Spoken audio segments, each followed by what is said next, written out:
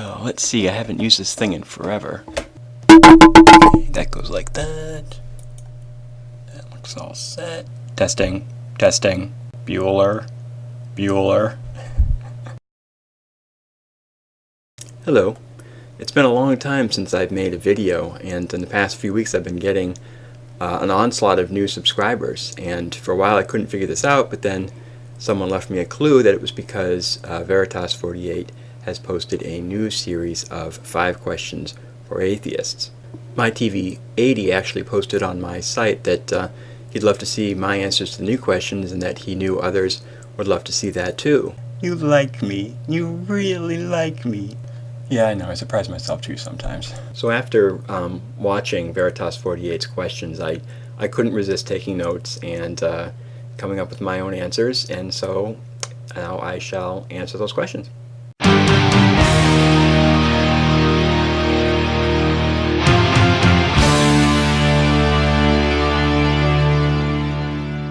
First off, obviously this is a scenario I never expect myself to be in, so it's almost a moot question from my mind. And also my understanding is that I'd be going to hell anyway, so even if I did believe, well, I'm a non-believer, so non-believers are going to hell. But what would I say to the being that we've all heard so much about? I would spit in his face. The question seems to assume that this is some normal guy that we'd meet and, we should treat him with respect and civilly like we would anyone else. Let's think for a minute what this being has actually done. He's wiped out all of humanity because he didn't like how it worked out the first time. He's asked his faithful to kill children for him. The Bible details any number of silly reasons why someone should be put to death.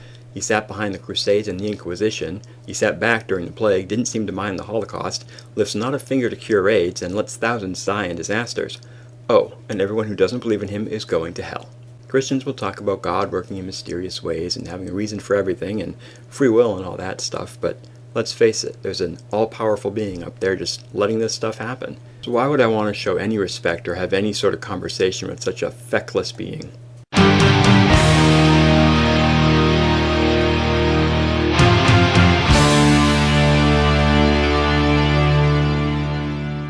Well, if God held press conferences, wrote op-ed pieces in the New York Times, delivered surprise sermons at various churches, and held visiting hours Tuesdays and Thursdays between 9 and 3, I'd believe in him just like any other powerful person that actually does exist. A burning bush? No, I call that a forest fire. A booming voice? I've seen too many alien invasion movies to fall for that one. My point is, God would have to be apparent, present, and identifiable, just like anything else on this world that is real.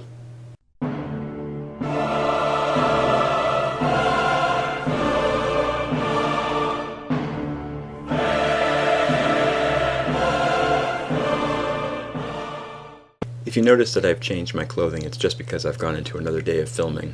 Question 3. I myself don't have much respect for religion because it's an institution that has perpetuated ignorance, hatred, and violence, excused in the name of a deity or outdated dogma. I try to have respect for people.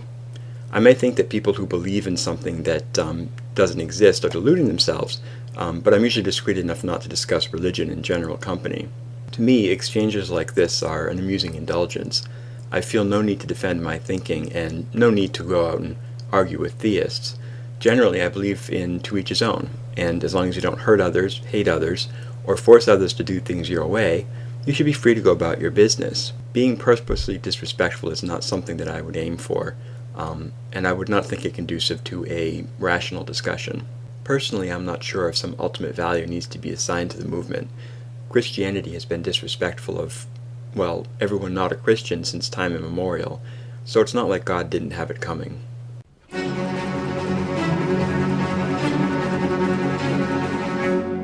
I think this is my favorite question too, only because it comes from such a thoroughly theistic perspective.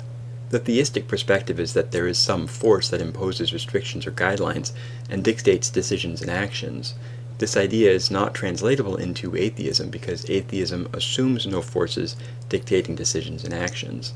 The question therefore assumes a theistic attitude from atheists or projects one onto them, which renders the question rather inapplicable. Atheism, in my view, is not something that directs actions or decisions. It is not the opposite of theism, but the absence of it. It is a source of nothing, but rather an end conclusion. Once a conclusion is made, it's a closed matter. Nothing more comes from it. It's not like someone refers back to their tenets of atheism to contemplate how to approach decisions, because there are no tenets. So the simple answer is there are no decisions that are influenced by my conclusion of atheism. I'm an ethical and rational person, and it is these values that guide my actions. If I were theistic, undoubtedly my thought process would be fundamentally different, but that's obvious. You said, when referring to decisions affected by atheism, besides the obvious denial of theism, and I'm going to take issue with that comment. I'm not in denial. This wasn't ever a decision for me. The course is simply obvious in my mind. There was no evidence of the supernatural. The same would happen if confronted with the idea of purple spotted unicorns. Do you have to decide whether or not there are purple spotted unicorns? No, there's no evidence for them, so why would you believe in them?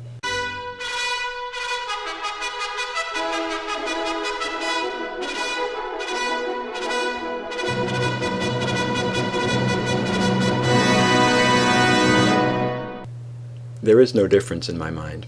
As long as you're dealing with belief, you're still nowhere one way or the other. Believe or disbelieve whatever you want, that doesn't mean you know anything. If I could edit your question from my perspective, I would put it thus: what is more important, acquiring truth or avoiding non-truth? Obviously, both come down to the same thing, knowing what is true. The difference is believing versus knowing. Let me put this in terms of analogy. Suppose one is walking along this field in a thick fog. They can't see anything a foot in front of them. Let's say there's something across the way that they're trying to get to, some sort of goal. The quandary in their mind is whether or not there's a chasm between where they are and their goal. There's no way they could see a cliff in the fog, so they have to turn to belief.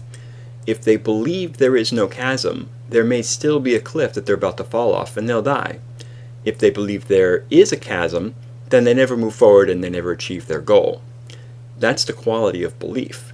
Now get rid of the fog. Get rid of the need to rely on belief. You can now see ahead of you.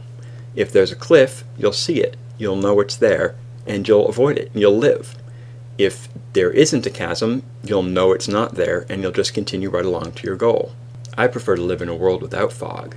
It's more important to me that I know what is true and what is false, and I think I have a pretty good rational handle on that.